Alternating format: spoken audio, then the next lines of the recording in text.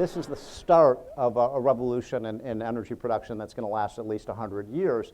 And we estimate, I'll just show you a couple more, there's the falling costs. So this is the big benefit to consumers, is that when energy gets cheaper, obviously it's a massive, it's like a tax cut. I estimate that the reduction in the price of gasoline at the pump and other reductions in energy prices just in the last year and a half has saved the American economy at about $150 billion. By the way, lower priced energy is a good thing, not a bad thing. A lot of our friends, even at Fox Business News, get this wrong. They say, they want high oil prices. No, we want low oil prices because energy is an input in everything we produce. I just thought this is the point I was making about central planning, which is everybody said, oh, let's have the federal government invest all of this money in green energy because that's the future. So while the federal government was spending $150 billion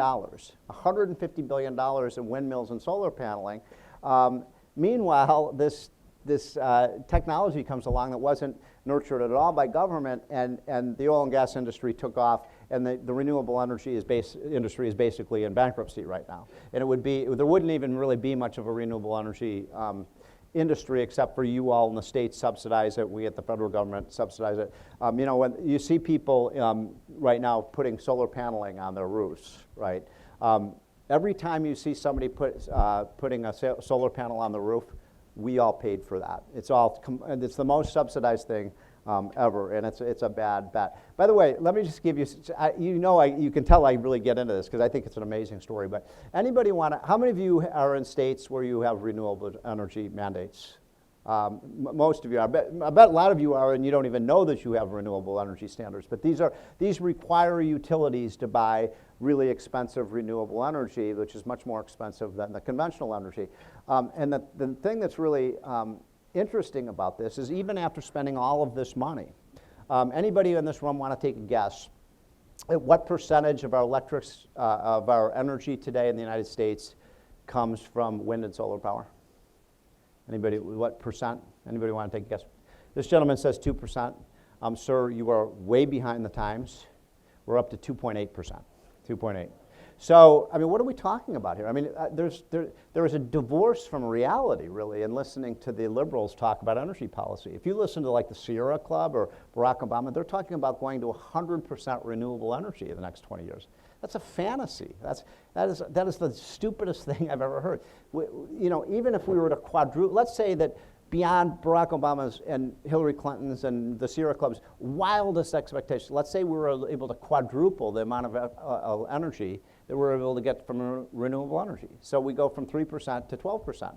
Where are we going to get the other 86%, right? And by the way, where do we get most of, I have to say, I've given a lot of lectures lately on high school and college campuses. And on high school and college campuses, it's cool to go green, right? Go green, all the kids love it, blah, blah, blah. So I used to say these kids, and by the way, they're not going to think it's so cool to go green when they can't power up their iPads and their iPods and play their Game Boys and things like that. So I used to say to these kids, where do you get your electricity from here in whatever town it is? And they go, are you stupid or something? It's right there, right in the wall. It comes right out of there. That's where we get our electricity from. Most Americans have even adults, by the way, most people have no idea where they get their electricity from, which is the most important, without electricity you have nothing, right? Anybody know what our number one source of electric power is in America today? Coal. Well, actually, coal has been for about the last 10 years, but because of the massive rise in natural gas, because of the lower prices from fracking, natural gas and coal today account for about 75% of our electric power, and then we get about 10, 15% from nuclear power, and a teeny little amount from these other sources. Now, the only other thing I'll say on this, and then I'll move on, is now the left says, well, we have to use all of these other sources of energy, like wind and solar power, because of global warming, which has become a religion. And let's just, look, I think global warming is the biggest scam of the last 100 years, but let's just for a moment accept the fact that this is true. Let's say, that we're facing Armageddon if we don't do something about global warming. What I'm here to tell you today is if by the United States shutting down our coal plants and our fossil fuel industry, it will have zero impact on global carbon emissions. And the reason for that is the rest of the world isn't reducing their carbon emissions, they're vastly increasing them.